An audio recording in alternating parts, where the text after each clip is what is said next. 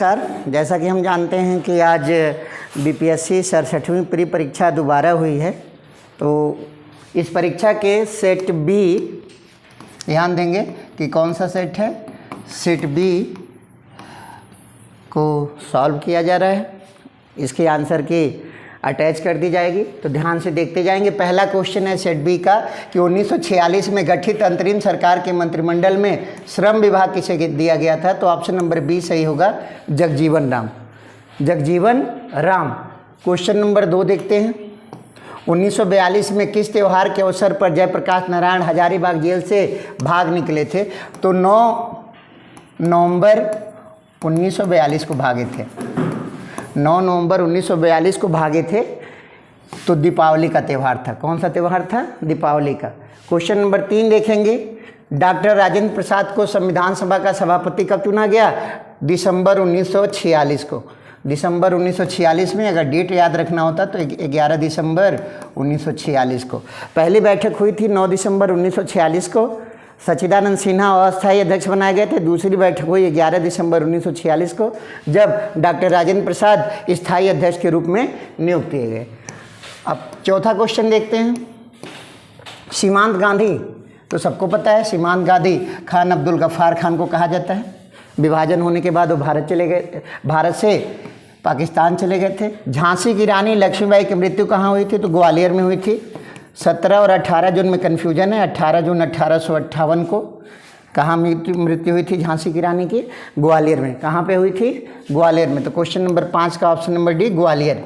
फिर देखते हैं सर क्वेश्चन नंबर 6। बंगाल विभाजन के विषय में किसने कहा था कि विभाजन हमारे ऊपर बम की तरह गिरा, तो Surendra Nath Banerjee. Option number B, Surendra Nath Banerjee. किसने कहा था सर? सुरेंद्र नाथ बनर्जी ने। 7वां है, सरदार उधम सिंह ने किसे मारा था, तो 2 ऑप्शन दिए हैं डायर के, जनरल डायर है और माइकल ओ डायर है। तो उस समय पंजाब का गवर्नर कौन था? Michael O'Dwyer. तो किसे मारा था 1940 में? कहाँ पर? लंदन में। किसे? माइकल ओ डायर को। किसको? माइकल ओ डायर को। चलिए सर क्वेश्चन नंबर 8 देखते हैं। बारदोली सत्याग्रह का सफल नेतृत्व किसने किया था, तो सरदार पटेल ने। किसने किया था? सरदार पटेल ने 1928 में गुजरात में।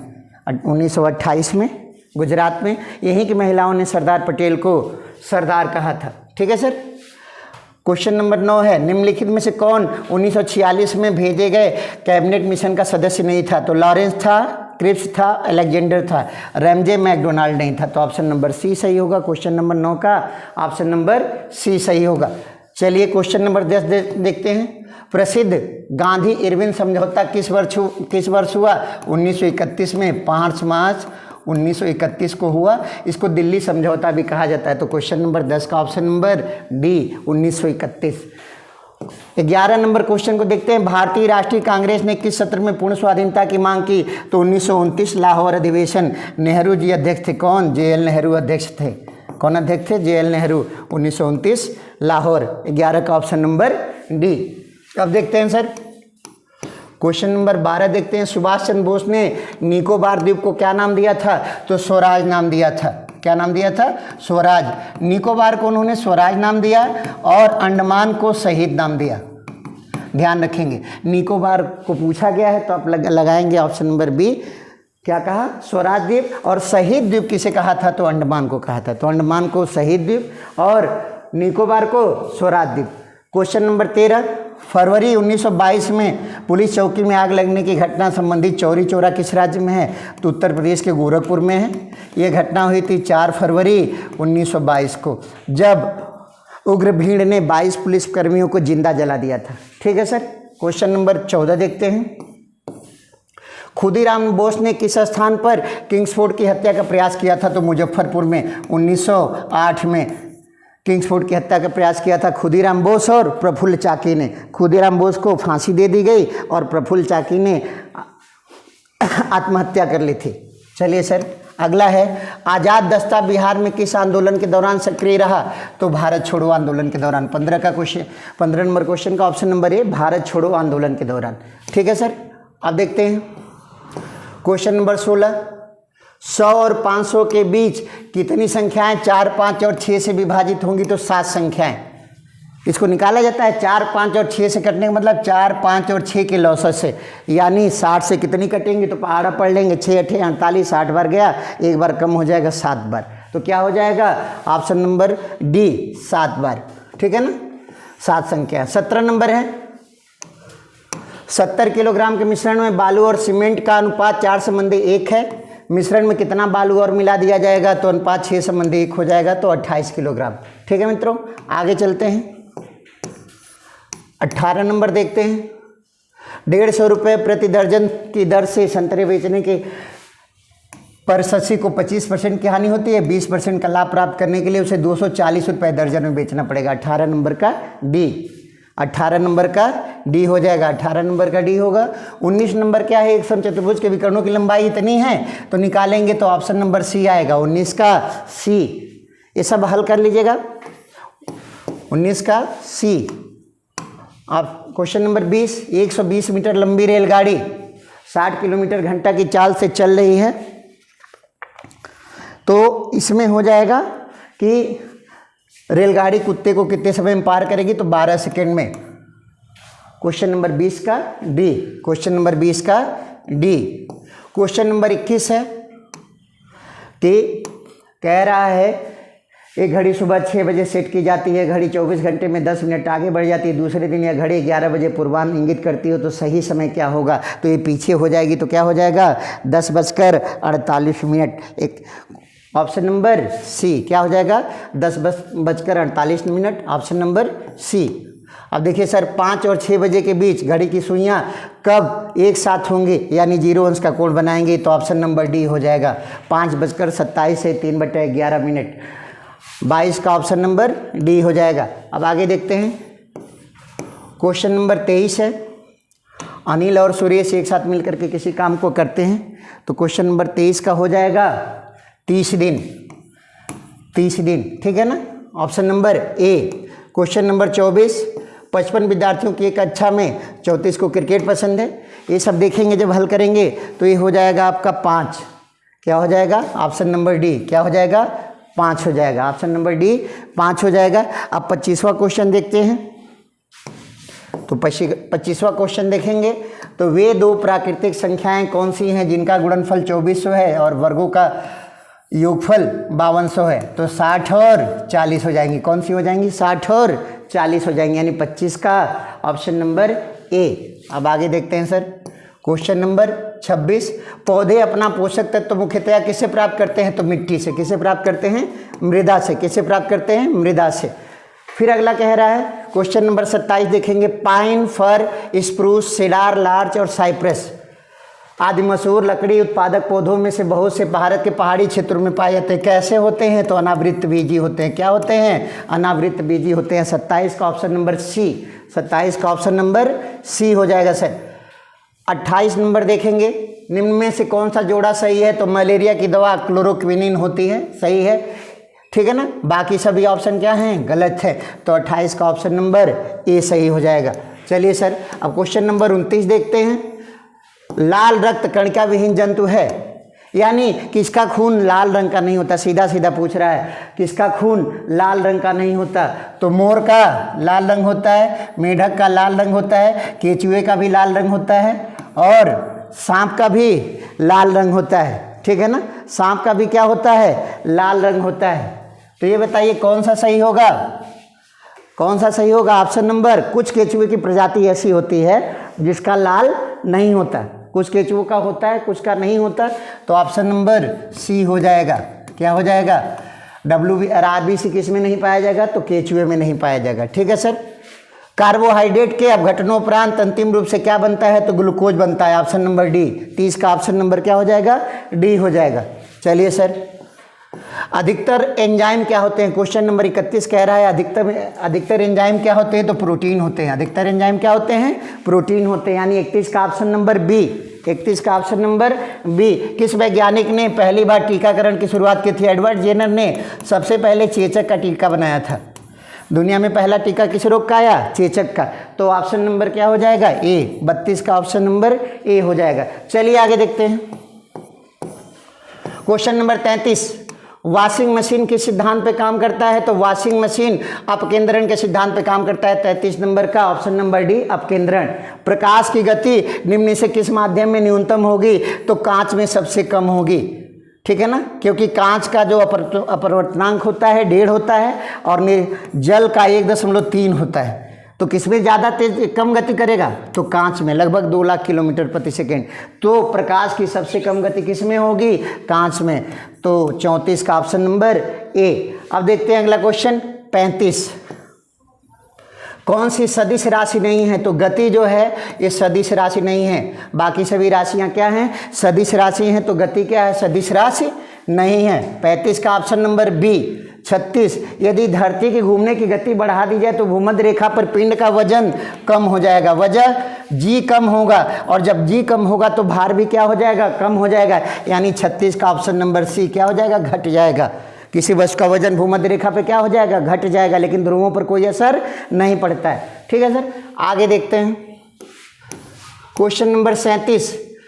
गति की सबसे पहले परिभाषा न्यूटन। 37 का ऑप्शन नंबर सी आपने पढ़ा होगा। गति के 3 नियम दिए किसने? न्यूटन ने दिए थे। तो गति को सबसे पहले किसने परिभाषित किया? न्यूटन ने किया। समान ताप और दाब पर सभी गैसों के निश्चित आयतन में अणुओं की संख्या समान होती है, इसको अवोगाद्रो का नियम कहते हैं। 38 का ए, अवोगाद्रो संख्या होती है 6.023 × 10⁻23। तो वही है, अवोगाद्रो का नियम होगा। 38 का ऑप्शन नंबर ए। चलिए सर आगे देखते हैं। सापेक्षता का सिद्धांत किसने दिया था? तो अल्बर्ट आइंस्टीन ने दिया था। 39 का बी, अल्बर्ट आइंस्टीन। 40, एक संवाहक के तापमान परिवर्तन के कारण उसमें विभव परिवर्तन होता है जब एक ही धातु की बात कर रहा है। तो आपका हो जाएगा थॉम्सन इफेक्ट। पेल्टियर इफेक्ट 2 धातुओं के लिए होता है, तो क्या हो जाएगा? थॉम्सन इफेक्ट हो जाएगा। क्या हो जाएगा? थॉम्सन इफेक्ट हो जाएगा। एक संवाहक के तापक्रम परिवर्तन के कारण उसमें विभव परिवर्तन होता है, इस घटना को कहते हैं थॉम्सन प्रभाव। क्या कहते हैं सर? थॉम्सन प्रभाव कहते हैं। आगे देखते हैं 41, आवर्धक कांच में, मैग्नीफाइंग ग्लास में लेंस का प्रयोग किया जाता है तो उत्तल लेंस होता है। कौन सा लेंस होता है? उत्तल लेंस होता है। कौन सा लेंस होता है? उत्तल लेंस। 41 का ऑप्शन नंबर डी। 42, चुंबकत्व का अनुचुंबकीय गुण। अनुचुंबकीय गुण मतलब चुंबक नहीं है लेकिन चुंबकीय गुण जैसा दिखाएगा, तो इसमें होता है प्लेटिनम। कौन सा होता है? प्लेटिनम। 42 का ऑप्शन नंबर ए। निकेल और लोहा तो क्या हैं? फेरोमैग्नेटिक हैं। कैसी धातु हैं? फेरोमैग्नेटिक। ये कह रहा है पैरामैग्नेटिक, तो पैरामैग्नेटिक क्या हो जाएगा? प्लेटिनम। तो 42 का ऑप्शन नंबर ए। चलिए सर 43 देखते हैं। परमाणु के नाभिक में क्या क्या होता है? तो प्रोटॉन और न्यूट्रॉन होता है। प्रोटॉन और न्यूट्रॉन। 43 का ऑप्शन नंबर डी, प्रोटॉन और न्यूट्रॉन। जिस धातु कर्म प्रक्रिया के अंतर्गत धातु मिश्रित अवस्था में पाई जाती है इसको प्रगलन कहते हैं। क्या कहते हैं मित्रों? प्रगलन कहते हैं। 44 का बी, प्रगलन। चलिए अब आगे देखते हैं क्वेश्चन नंबर 45। पीतल किससे किससे मिलाकर बना हुआ है? पीतल मिश्र धातु होती है, तो पीतल जस्ता और तांबे की मिश्र धातु है। पीतल किसका मिश्र धातु है? जस्ता और तांबे का। तो 45 का ऑप्शन नंबर बी। अनबुझा हुआ चूना यानी कली चूना क्या होता है? Calcium oxide. Option number B. 46 का option number B, CaO। Option number B, CaO। अब आगे देखते हैं 47। जंग लगे लोहे के वजन में निम्न से कौन सा परिवर्तन होता है? तो जानते हैं जब लोहे में जंग लगता है तो उसमें पानी के अणु जुड़ते हैं X2O। तो ये जुड़ेगा तो क्या होगा? लोहे का भार बढ़ता रहेगा, धीरे धीरे क्या होता जाएगा? बढ़ता जाएगा। यानी ऑप्शन नंबर बी। 47 का ऑप्शन नंबर बी। 48, श्वेत धातु या वाइट मेटल किसे कहते हैं? तो इसके गहने आते हैं, किसको कहते हैं? प्लेटिनम को कहते हैं। 48 का ऑप्शन नंबर डी। श्वेत धातु किसे कहते हैं? तो प्लेटिनम को कहते हैं। Option number D. चलिए सर आगे देखते हैं क्वेश्चन नंबर 49। उत्कृष्ट धातुएं। उत्कृष्ट मतलब नोबेल, जो किसी से क्रिया न करें। तो उत्कृष्ट धातुएं प्रकृति में शुद्ध रूप से पाई जाती हैं, जब क्रिया नहीं करेंगी तो शुद्ध करेंगे रहेंगी। तो यह सही है। यूरेनियम और सीसा उत्कृष्ट धातु हैं? तो नहीं है। यूरेनियम का मिश्र धातु पाया जाता है, अयस्क पाया जाता है, इसका मतलब ये उत्कृष्ट धातु नहीं है। तो आप केवल कौन सा सही हो गया? Option number 1। तो कौन सा सही है? केवल 1 सही है। तो कौन सा उत्तर सही हो जाएगा? ऑप्शन नंबर बी में दिया है केवल पहला सही है, तो क्या हो जाएगा? Option number B.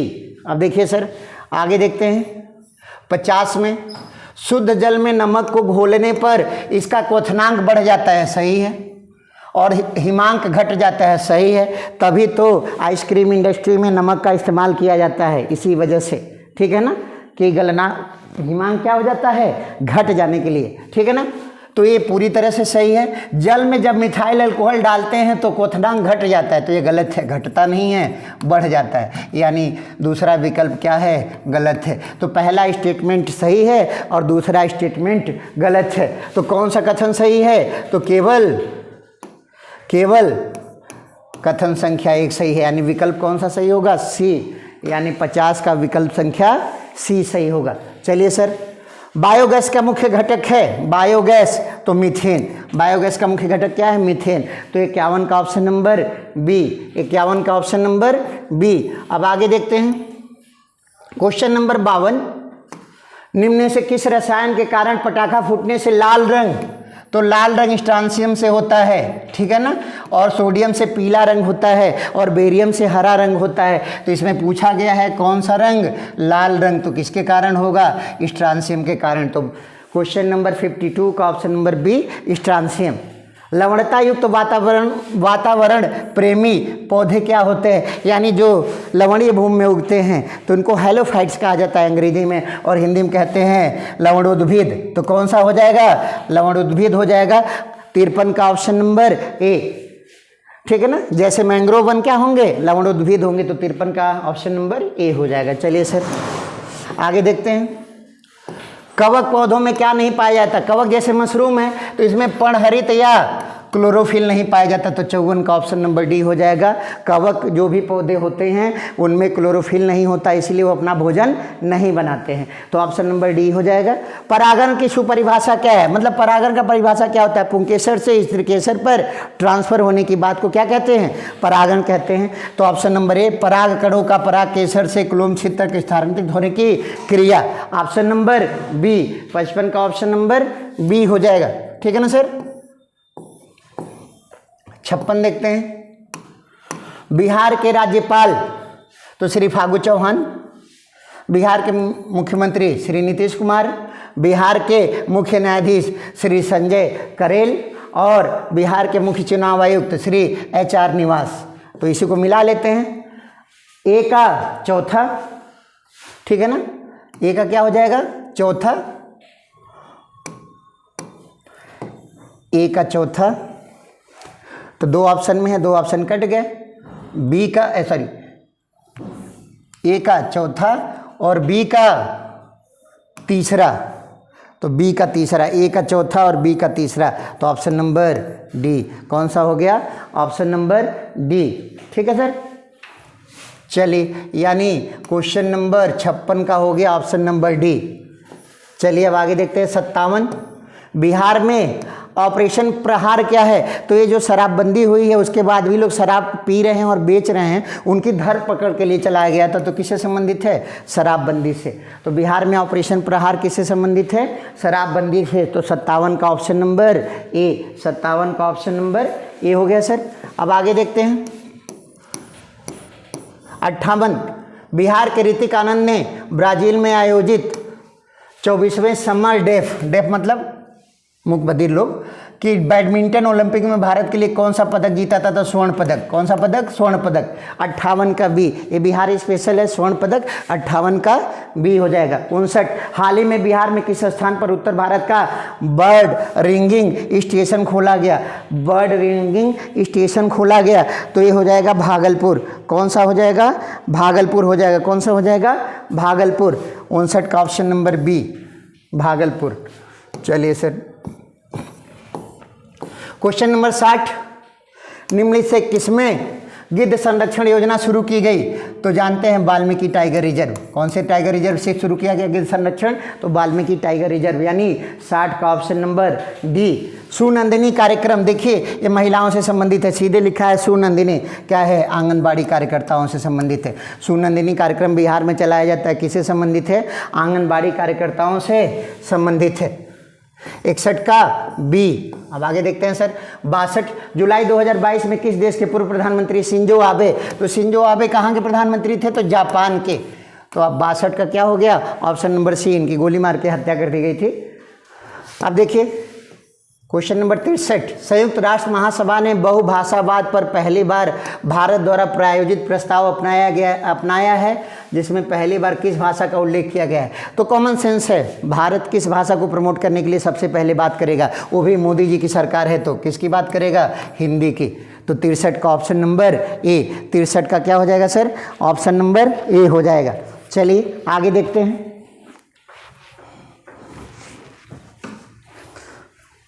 कोई कंफ्यूजन होगी तो कमेंट बॉक्स में पूछ सकते हैं। यूक्रेन में रूस के सैन्य अभियानों पर चर्चा करने के लिए महासभा के आपातकालीन सत्र की अध्यक्षता किसने की।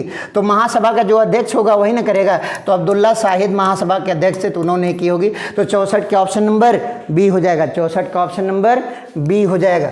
ठीक है सर। 65 देखते हैं। भारत ने फरवरी 2022 में युद्ध प्रभावित यूक्रेन से भारतीयों को लाने के लिए, जहाँ डॉक्टर साहब लोगों को लाया गया था, तो ऑपरेशन गंगा। 65 का क्या हो जाएगा, ए हो जाएगा। डॉक्टर साहब लोग किससे लाए गए थे, ऑपरेशन गंगा से लाए गए थे। हाल ही में सक्तेंग वन्यजीव अभयारण्य के पास चीन कब्जा कर रहा है, ये किस देश में है, सक्तेंग वन्यजीव अभयारण्य, तो जानते हैं भूटान में है। ये भी कॉमन सेंस से लगाते हैं, ऑप्शन नंबर सी हो जाएगा। देखिए सक्तेंग नाम है तो बांग्लादेश हो नहीं सकता, वहाँ मोहम्मडन नाम होता। भारत होता, भारत का कोई भी हिस्सा होता तो चर्चा में ज़्यादा रहता। ठीक है ना। बचा क्या, भूटान चीन से ज़्यादा प्रभावित है, इस समय अगल बगल में है। तो क्या है, यहाँ पे सक्तेंग वन्यजीव अभयारण्य पे चीन अपना अवैध कब्जा जमा रहा है। ठीक है ना। ये किसी देश में है, भूटान में। तो 66 का ऑप्शन नंबर सी। चलिए साहब 67 नंबर, ये भी कॉमन सेंस का सवाल है। 2023 में G20 शिखर सम्मेलन की मेजबानी भारत में कहाँ होगी। तो कॉमन सी बात है, राजा कहाँ रहता है, राजधानी में। तो ऐसे सम्मेलन कहाँ होंगे, राजा के घर में। तो कहाँ होगा, दिल्ली में। G20 का 2023 में जो सम्मेलन होना है वो नई दिल्ली में प्रस्तावित है। कहाँ पे प्रस्तावित है, नई दिल्ली में। तो ये 67 का ऑप्शन नंबर ए हो जाएगा। चलिए सर आगे देखते हैं। संयुक्त राष्ट्र शांति अभियानों के संदर्भ में निम्नलिखित कथनों पर विचार कीजिए। संयुक्त राष्ट्र संघ शांति रक्षक बल का प्रयोग केवल अपनी आत्मरक्षा के लिए कर सकते हैं, बिल्कुल नहीं है। संयुक्त राष्ट्र संघ को किससे खतरा है कि आत्मरक्षा के लिए किसी देश की सेना लेगा, तो ये ऑप्शन गलत हो गया। शांति स्थापना अभियान केवल संयुक्त राष्ट्र सुरक्षा परिषद के प्रस्ताव द्वारा वापस लिया जा सकता है, बिल्कुल। जो लागू करेगा वो करेगा।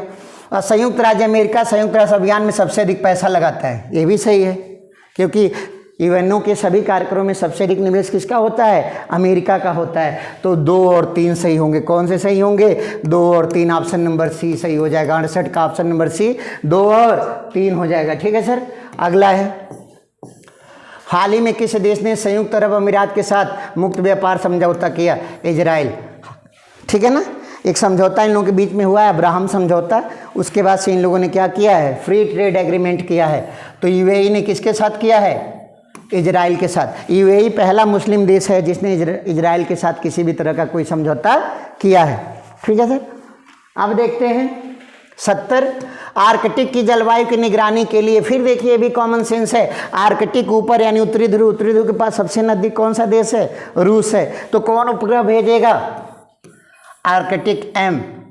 आर्कटिक की जलवायु निगरानी के लिए किस देश ने अपना पहला उपग्रह लॉन्च किया, तो हमारा जवाब हो जाएगा ऑप्शन नंबर डी, कौन सा, रूस। क्योंकि आर्कटिक क्षेत्र में किसका ज़्यादा विस्तार है, रूस का। ठंडा प्रदेश है, उनके ज़्यादा उपग्रह भेजे जाने के चांस है। तो उपग्रह भेजा भी किसने है, रूस ने। चलिए आर्कटिक M किसने, रूस ने। T20 इंटरनेशनल में 3000 रन बनाने वाले पहले खिलाड़ी, जाहिर सी बात है, विराट कोहली। तो क्या हो जाएगा, 71 का ऑप्शन नंबर बी। कौन हो जाएगा, 71 का option number B, Virat Kohli. 72 number, कोविड-19 टीकाकरण जून 2022 की पूर्णता को सुनिश्चित करने के लिए अभियान का नाम, तो हर घर दस्तक 2.2। क्या नाम है, हर घर दस्तक 2.2। घर घर जाके टीकाकरण लोगों का कराने का के लिए प्रेरित किया जा रहा है। इसका नाम दिया गया हर घर दस्तक अभियान 2.0। तो ये हो जाएगा 72 का ऑप्शन नंबर बी। अब देखते हैं 73, 30 जून 2022 के बाद महाराष्ट्र के नए मुख्यमंत्री, तो शिंदे साहब हैं, एकनाथ शिंदे। 73 का ऑप्शन नंबर सी। अब देखते हैं अगला, भारत के 75वें स्वतंत्रता दिवस के अवसर पर हर घर तिरंगा अभियान किसने शुरू किया? तो कौन शुरू करेगा? केंद्र सरकार। कौन शुरू करेगा? केंद्र सरकार। किसने शुरू किया? केंद्र सरकार ने। ऑप्शन नंबर ए, केंद्र की नई शिक्षा नीति को लागू करने वाला की प्रक्रिया शुरू करने वाला पहला राज्य उत्तराखंड। कौन सा राज्य है? उत्तराखंड। ठीक है ना, घोषणा किया कई राज्यों ने, लेकिन शुरू किसने किया है? उत्तराखंड ने। तो पहला राज्य कौन सा हो जाएगा जिसने नई शिक्षा नीति को लागू करने की प्रक्रिया शुरू की है? तो उत्तराखंड। तो क्वेश्चन नंबर 75 का बी, उत्तराखंड। क्वेश्चन नंबर 76, भारतीय राज्यों के राज्यपालों के बारे में विचार कीजिए। राजस्थान में श्री कलराज मिश्र हैं, सही है। उत्तर प्रदेश आनंदीबेन पटेल हैं, सही है। पश्चिम बंगाल के जगदीप धनखड़ हैं, गलत हो गया, सॉरी। पश्चिम बंगाल के सतपाल मलिक हैं, ये क्या हो गया?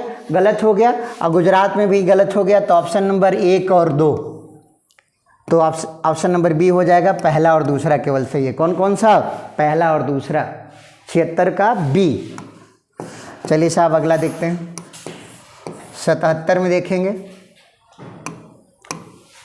Youth in India report 2022।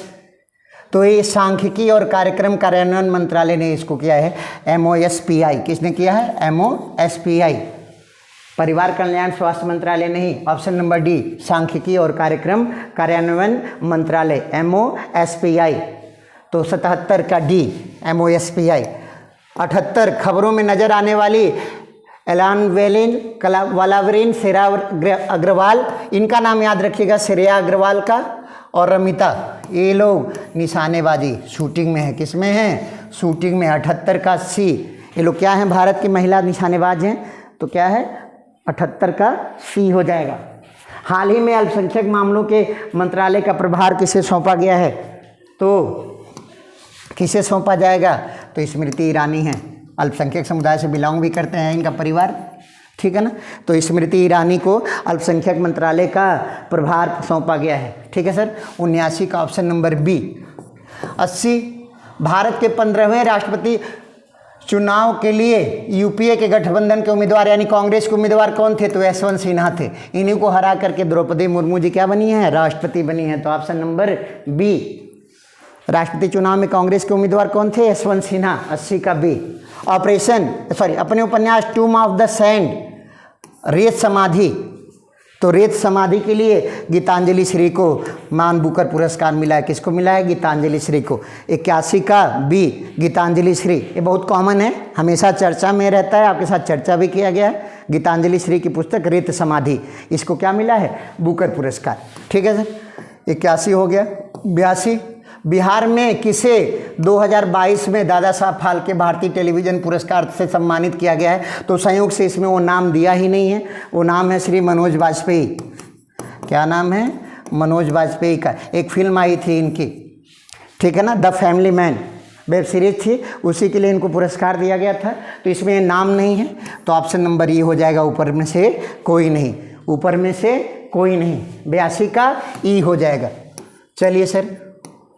83, Bihar के आर्थिक सर्वेक्षण 2021-22 के अनुसार वर्तमान में बिहार में शहरीकरण की दर क्या है?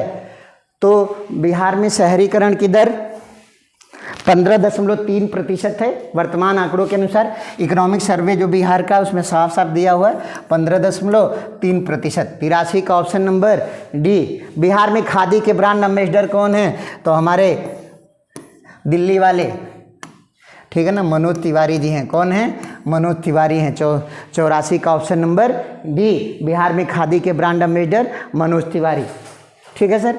आगे देखते हैं। फिर देखिए अगला क्वेश्चन एकदम कॉमन सेंस है। सीता माता की विश्व की सबसे लंबी मूर्ति, तो सीता माता जहाँ से बिलोंग करती होंगी उनके नाम ही पर रखा गया है। तो 85 का क्या हो जाएगा? सी, सीतामढ़ी। क्या हो जाएगा? सीतामढ़ी। तो 85 का सी हो जाएगा, सीतामढ़ी। चलिए सर। बिहार के पहले गवर्नर,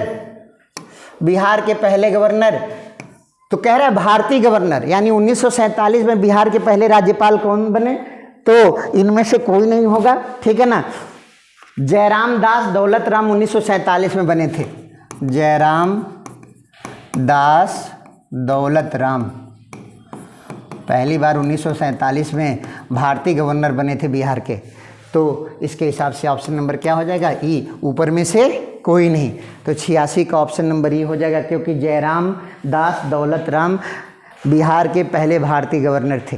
तो 86 का ऑप्शन नंबर ई। 87 संथाल विद्रोह सिद्धू और कान्हू के नेतृत्व में हुआ था 1855 और 56 में। किसके नेतृत्व में? सिद्धू और कान्हू के। तो 87 का ऑप्शन नंबर क्या हो जाएगा? सी हो जाएगा। अब आगे देखते हैं 88 का, तो कह रहा है बिहार का चौरी विद्रोह। तो ये थोड़ा सा कन्फ्यूजन वाला प्रश्न है। चौरी विद्रोह तो अगर कहेंगे तो चौरी चौरा समझ में आता है। चुआर विद्रोह हुआ था बिहार में, जो 1769 में हुआ था। बिहार में चुआर विद्रोह कब हुआ था? 1769 में। कब हुआ था? 1769 में। अगर ये चुआर लिखा गया है तो इसमें ऑप्शन नंबर ई हो जाएगा 1769। चौरी कौन सा विद्रोह है यह स्पष्ट नहीं है। चुआर विद्रोह है, 1769 में हुआ था।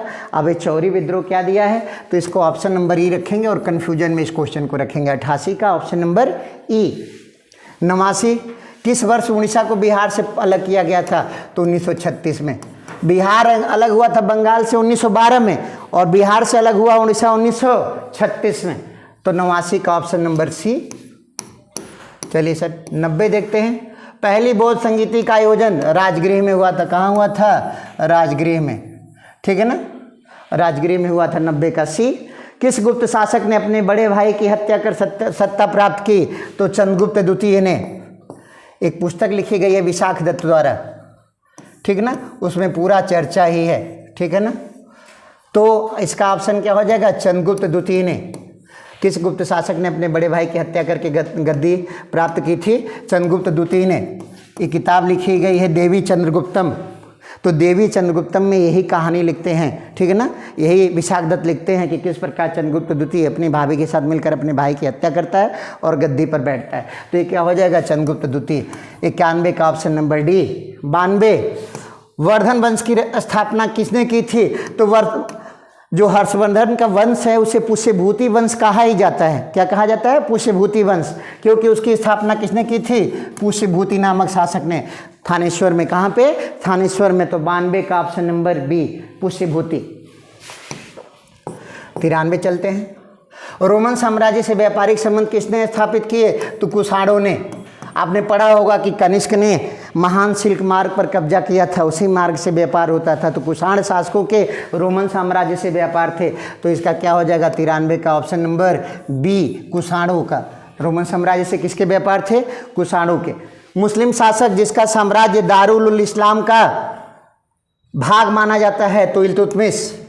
इसने खलीफा से खिलाफत प्राप्त की थी। खलीफा से क्या प्राप्त किया था? प्रमाण पत्र प्राप्त किया था शासन करने के लिए। दारुल इस्लाम का मतलब होता है कि इस्लाम का शासन, जहाँ काफिरों के लिए कोई जगह न हो। तो दारुल इस्लाम की शुरुआत इल्तुतमिश ने। किसने भारत में किसका था? इल्तुतमिश का था। चलिए साहब 95 इसमें किसने खलीफा का विरोध किया? तो अलाउद्दीन खिलजी ने खलीफा का विरोध किया था। उसने मना कर दिया था कि मैं नहीं मानता कि कोई खलीफा होता है। किसने मना किया था? अलाउद्दीन खिलजी ने खलीफा का विरोध किया था। ठीक है सर। अब देखते हैं 96। कहते हैं तुगरिल खान ने किसके समय में विद्रोह किया था? तो बलबन के समय में।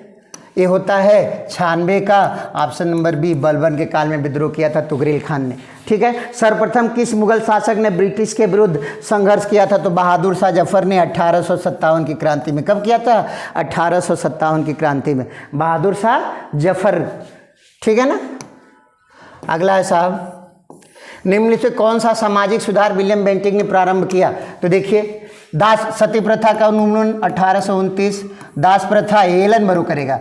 दास प्रथा कौन करता है साहब? एलन बरो के काल में होता है 1843 में। तो जिस ऑप्शन में 2 होगा वो गलत हो जाएगा। 1 2 3 4 2 गलत, 1 2 है तो ये भी गलत, 1 2 4 है तो ये भी गलत। कौन सा सही है? 1 3 और 4, 1 3 और 4, यानी 98 का ऑप्शन नंबर सी। ठगी प्रथा का अंत भी इन्हीं के समय में अधिनियम से हुआ, और धर्म परिवर्तन के कारण अयोग्यता के प्रावधानों को भी हटाना किसमें हुआ? इन्हीं के काल में हुआ। तो ऑप्शन नंबर सी 1 3 और 4। ठीक है सर। अगला है, किसने सिंध विजित कर उसका अधिग्रहण किया? सिंध किसने जीता था? तो नेपियर ने जीता था। कौन सा अंग्रेज अधिकारी था जिसने सिंध को जीत करके ब्रिटिश साम्राज्य में मिलाया?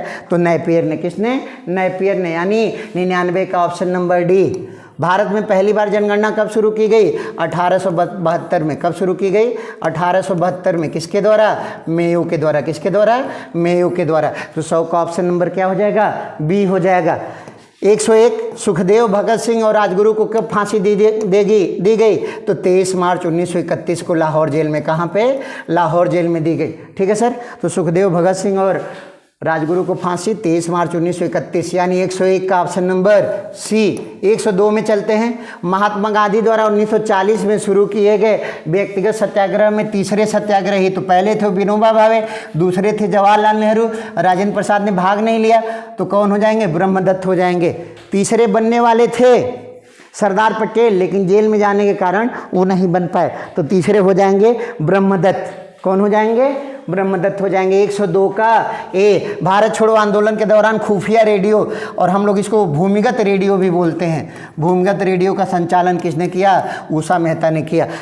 ये हमेशा ध्यान रखिए, अगर महिलाओं की बात करें, सबसे अधिक भागीदारी महिलाओं के किस आंदोलन में रही? तो भारत छोड़ो आंदोलन में भूमिगत रेडियो किसने चलाया? उषा मेहता ने। तो 103 का ऑप्शन नंबर बी। चलिए साहब, 104 मगध शासक बिंबिसार का चिकित्सक कौन था? तो जीवक का नाम बड़ा फेमस है, ये इसका निजी वैद्य था। तो 104 का ऑप्शन नंबर डी। बिंबिसार का दरबारी वैद्य कौन था? तो जीवक था। ठीक है ना। बिहार में तुर्क सत्ता का वास्तविक संस्थापक, तो आपने पढ़ा होगा, बख्तियार खिलजी ने हमला किया और नालंदा और विक्रमशिला को जला दिया। तो पहली बार तुर्क शासन का कौन सेनापति गया था? तो बख्तियार खिलजी गया था। तो 105 का ऑप्शन नंबर सी। बिहार में तुर्क सत्ता का वास्तविक संस्थापक बख्तियार खिलजी। ठीक है, ऑप्शन नंबर सी हो जाएगा। 106 बिहार का शोक कोसी नदी को कहते हैं। किसको कहते हैं सर? कोसी नदी। 106 का ऑप्शन नंबर डी। 106 का ऑप्शन नंबर डी। बिहार के किस जिले में तिलहड़ कुंड जलप्रपात है? तो किस जिले में है? तो बिहार के किस जिले में है? तो एक कैमूर में है। किस में है? कैमूर में है। Option number D Tilhar. इसको आम भाषा, लोकल भाषा में लोग तिलहर बोलते हैं। क्या बोलते हैं? तिलहर कुंड। तो तिलहर कुंड कहाँ पे है? कैमूर जिले में है। कहाँ पे है सर? कैमूर जिले में। 107 का ऑप्शन नंबर डी। एशिया की सबसे बड़ी और ताज़ा पानी की गोखुर झील कौन सी है? तो कनवार झील है। कौन सी झील है सर? कनवार झील है। 108 का ऑप्शन नंबर सी। 108 का ऑप्शन नंबर सी। ये बेगूसराय जिले में है। कनवार झील किस जिले में है? बेगूसराय में है। किस जिले में है सर?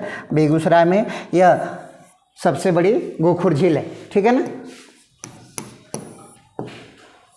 चलिए साहब, अब आगे देखते हैं। 109 बिहार के किस जिले में सबसे अधिक सोने का भंडार मिला है? तो हाल ही में खोज की गई है। बिहार सरकार ने तो दावा किया है कि विश्व का सबसे बड़ा सोने का भंडार होगा जमुई जिले में। किस जिले में है? जमुई जिले में। बिहार सरकार ने कहा है कि दुनिया का सबसे बड़ा सोने का भंडार हो गए।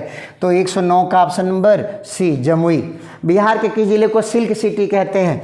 बिहार के किस जिले को सिल्क सिटी कहा जाता है? तो भागलपुर को कहा जाता है। किसको कहते हैं साहब? भागलपुर को। सिल्क सिटी भागलपुर, यानी 110 का ऑप्शन नंबर डी। चलिए साहब, 111 2011 के अनुसार बिहार में महिला साक्षरता तो 51.50%। 51.50%, बहुत ही कम थी। 51.50%। 111 का ऑप्शन नंबर ए। 112 सौरमंडल का प्रधान, तो मुखिया कौन है सौरमंडल में? सूर्य। बहुत जनरल सा क्वेश्चन है। 112 का ए। सौरमंडल का प्रमुख कौन है? सूर्य है। पृथ्वी की आंतरिक परत नीफे नामे से लिख रहा है। नीफे निकिल और आयरन। निकिल और आयरन। नीफे कोर में कौन सा होता है? निकिल और आयरन। ठीक है ना। Option number A. 113 का ऑप्शन नंबर ए निकिल और आयरन। भौगोलिक अपवर्तन चक्र की संकल्पना किसने दी थी? तो WM डेविस ने दी थी। WM डेविस ने। किसने दिया था सर? WM डेविस ने दिया था। ऑप्शन नंबर सी। 114 का सी। 115 गरजता चालीसा, क्रुद्ध पचासा और चीखता साठा कहाँ बहती हैं? तो दक्षिणी गोलार्ध में। कहाँ पे?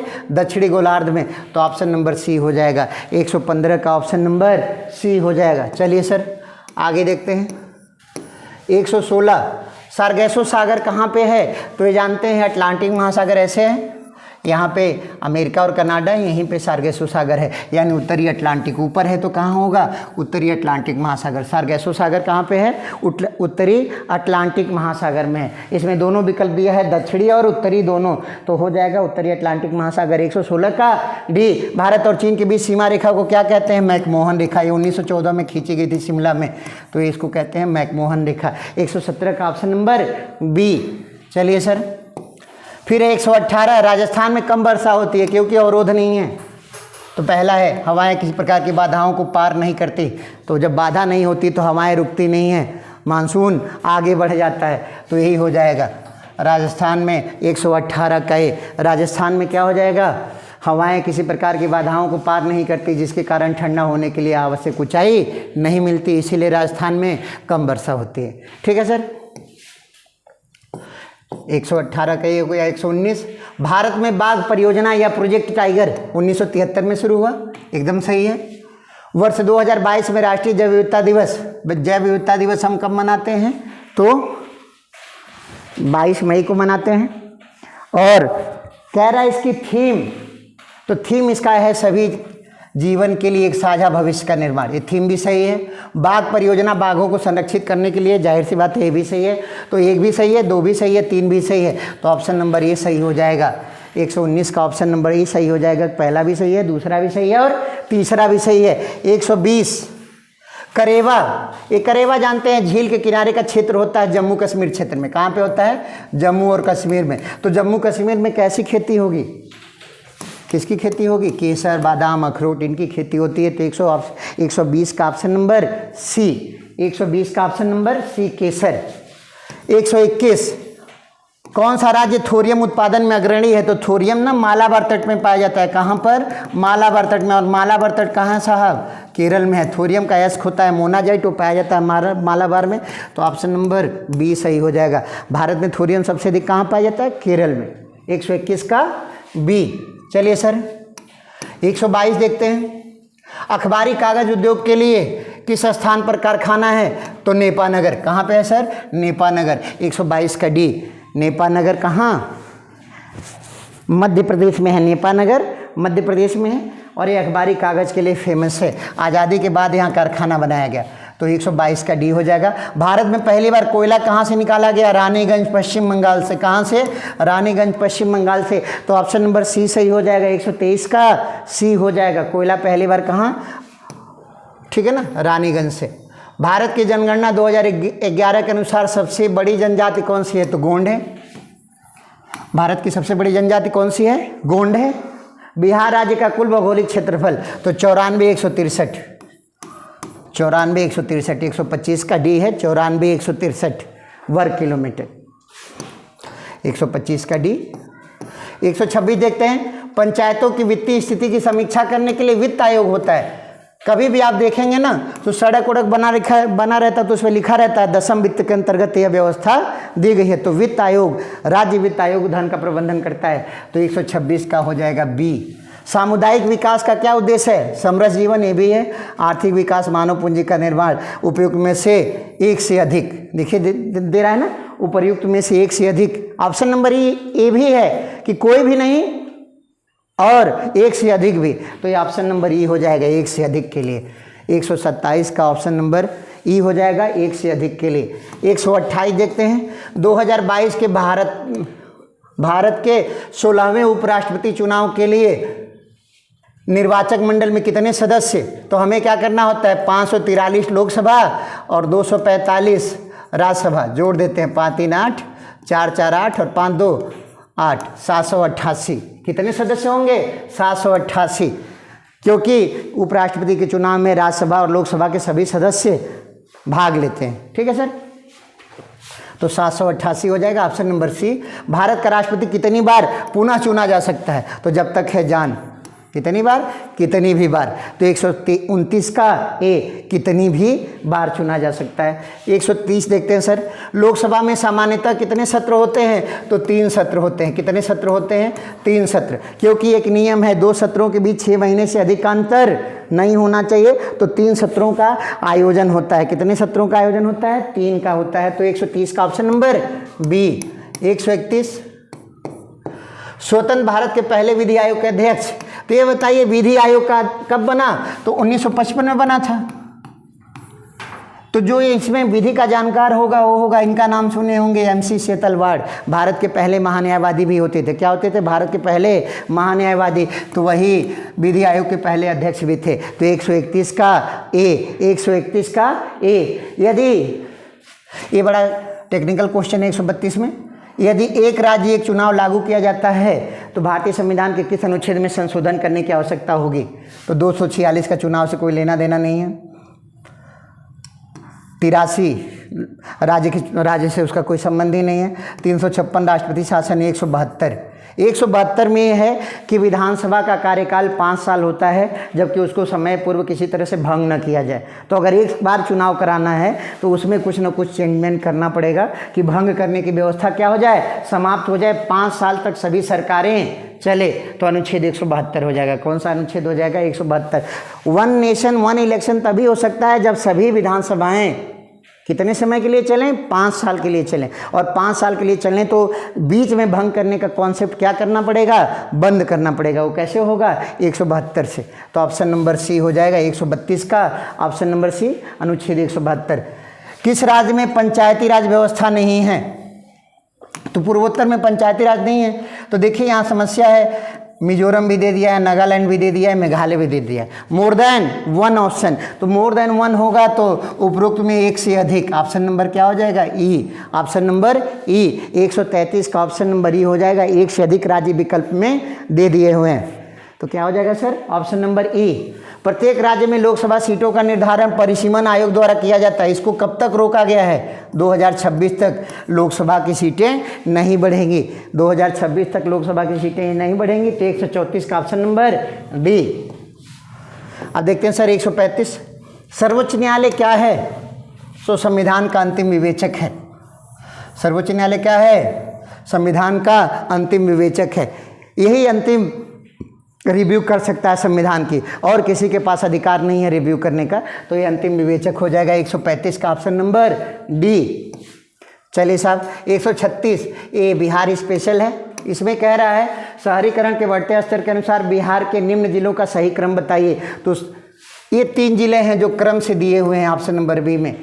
सबसे अधिक नगरीकरण पटना में है, उसके बाद मुंगेर में है, और तीसरे नंबर पर नालंदा आता है। बाकी जिले बहुत ही पीछे हैं। तो नालंदा से ज़्यादा मुंगेर में और मुंगेर से ज़्यादा पटना में। Option number B. 136 का ऑप्शन नंबर बी हो जाएगा। राजकोषीय घाटा कह रहा है 2022-23 के लिए बिहार में क्या है? तो राजकोषीय घाटा 3 से आसपास रहता है हमेशा। 3.47 यही है बिहार का, आंकड़ों में यही है। 137 का क्या हो जाएगा? Option number D. बिहार का राजकोषीय घाटा क्या है? 3.47 है। Option number D. वह विकल्प चुनिए। 138 में वह विकल्प चुनिए सब। बिहार स्पेशल है। जो बिहार की 7 निश्चय भाग 2 का हिस्सा नहीं है, तो सभी के लिए वायु मार्ग। ये देखिए एक क्वेश्चन समझने का है। सबके लिए वायु मार्ग देना एक पिछड़े राज्य के लिए या किसी भी विकसित राज्य के लिए भी बहुत कठिन काम है। तो ऐसे लक्ष्य नहीं बनाए जाते हैं जो पूरे न हो पाए। तो ऑप्शन नंबर ए हो जाएगा, ये इसमें शामिल नहीं है। प्रति व्यक्ति आय के अवरोही क्रम में बिहार के जिलों का क्रम क्या है? तो देखिए बिहार का सबसे पिछड़ा जिला शिवहर होता है। शिवहर देखिए पूरे ऑप्शन में एक ही दिया हुआ है, शिवहर से एडवांस अररिया, उससे एडवांस पूर्वी चंपारण, यानी ऑप्शन नंबर बी। 139 का क्या हो जाएगा? ऑप्शन नंबर बी हो जाएगा, क्योंकि शिवहर जिला जो है वो सबसे पिछड़ा है पूरे बिहार में। 139 हो गया। अब देखते हैं 140 NSSO। तो जानते हैं ये जो आंकड़े दिए हुए हैं ये सभी के सभी तेंदुलकर कमेटी की रिपोर्ट के हैं, और यहाँ लिखा हुआ है NSSO के 68वें दौर के आधार पर गरीबी अनुमानों में कौन सा कथन सही नहीं है। तो जानते हैं उपरोक्त में से कोई भी कथन सही नहीं है, तो इसीलिए ऑप्शन नंबर ई हो जाएगा। ऑप्शन नंबर ई हो जाएगा। 140 का ऑप्शन नंबर ई हो जाएगा। 141 निम्नलिखित में से कौन सा भारत में सूक्ष्म उद्योग को आंशिक रूप से परिभाषित करता है? तीन तरह के उद्योग होते हैं, माइक्रो, स्मॉल और मीडियम। तो माइक्रो की परिभाषा ये है कि वार्षिक टर्नओवर 5 करोड़ से कम होना चाहिए। तो पहला ऑप्शन गलत हो गया। इसमें लिख दिया है क्या, अधिक संयंत्र और मशीनरी या उपकरणों में 1 करोड़ से अधिक खर्च नहीं होना चाहिए, यह सही है। वार्षिक टर्नओवर 5 करोड़ से कम होना चाहिए, तो 15 करोड़ कहाँ होगा, ये भी गलत हो गया। तो केवल एक ऑप्शन सही है। तो 141 का क्या हो जाएगा, बी, कि मशीनरी पे 1 करोड़ से ज़्यादा खर्च नहीं होना चाहिए और कुल टर्नओवर 5 करोड़ से अधिक नहीं होना चाहिए। उसमें लिखा हुआ है वार्षिक टर्नओवर 5 करोड़ से अधिक होना चाहिए, तो गलत हो गया। ऑप्शन नंबर बी होगा 141 का ऑप्शन नंबर बी। प्रधानमंत्री कृषि सिंचाई योजना के बारे में कौन सा गलत है? देखिए ये भी कॉमन सेंस का सवाल है। कुओं का निर्माण, सिंचाई योजना में कुएं थोड़े बनाए जा रहे हैं, जो पुराने जलाशय हैं उनको जीवित किया जा रहा है, कुएं खोदे नहीं जा रहे हैं, ठीक है ना। तो क्या हो जाएगा 142 का सी। अगला देखते हैं साहब, भंडारी समिति किससे संबंधित है? तो क्षेत्रीय ग्रामीण बैंकों के पुनर्संरचना से, रिकंस्ट्रक्शन से। भंडारी समिति क्षेत्रीय ग्रामीण बैंकों की पुनर्संरचना से, ऑप्शन नंबर ए। अब कह रहा है 144 का, एनपीएस के बारे में सही कथन। कह रहा है एनपीएस को सेबी द्वारा नियमित किया जाता है, गलत है। सेबी क्यों करेगा? एनपीएस को पेंशन फंड नियामक और विकास प्राधिकरण द्वारा विनियमित किया जाता है, तो यही है, पेंशन एवं फंड नियामक प्राधिकरण जो होता है वही करता है। एनपीएस भारत सरकार द्वारा शुरू की गई सेवानिवृत्ति लाभ योजना, जो भारत के सभी नागरिकों, तो ये एनपीएस सभी नागरिकों के लिए नहीं है, सरकारी कर्मचारियों के लिए। किसके लिए है? सभी सरकारी कर्मचारियों के लिए, भी गलत हो गया। एनपीएस को आईआरडीए देखता है, ये भी गलत हो गया। तो ऑप्शन नंबर बी सही होगा, केवल एक सही है। 144 का option number B. NPS OPS इस समय खूब चल रहा है, तो एनपीएस का ऑप्शन नंबर बी सही होगा। बाकी सभी ऑप्शन क्या हैं, गलत हैं। 145 में देखते हैं, निम्नलिखित में से कौन सा भारत के बजट 2022-23 की प्राथमिकता में सम्मिलित नहीं है? तो विनिवेश। पीएम गति शक्ति तो इनका मॉडल ही है, प्रधानमंत्री जी ने एक मॉडल दिया है जिसका नाम दिया गया है पीएम गति शक्ति। तो ये तो ही है, समावेशी विकास है, ये सारी चीज़ें हैं, केवल विनिवेश हमारे मॉडल में नहीं है। तो 145 का क्या हो जाएगा, ए हो जाएगा। वित्तीय वर्ष 2021-22 में भारत में टैक्स जीडीपी के अनुपात क्या था? टैक्स जीडीपी का अनुपात क्या था? तो आगे देखेंगे, 11.7% क्या था? 11.7%। 146 का ऑप्शन नंबर सी, 11.7%। 147 देते हैं, वस्तु वर्गीकरण और समूहों के अनुसार विश्व निर्यातों में भारत का हिस्सा। विश्व निर्यात में भारत का हिस्सा, सीधा सीधा प्रश्न है कि विश्व निर्यात में भारत का हिस्सा, तो जाहिर सी बात है बहुत ही कम होगा, 1.3 है, 1.3%। 147 का ऑप्शन नंबर ए। चतुर्थ अग्रिम अनुमान के अनुसार वर्ष 2020-21 में भारत का गेहूं का उत्पादन तो 1095 मिलियन टन, यानी 148 का 109.5 मिलियन टन, तो ऑप्शन नंबर बी। 149 देखते हैं, जीवंत ग्राम कार्यक्रम के संबंध में सही कथन बताइए।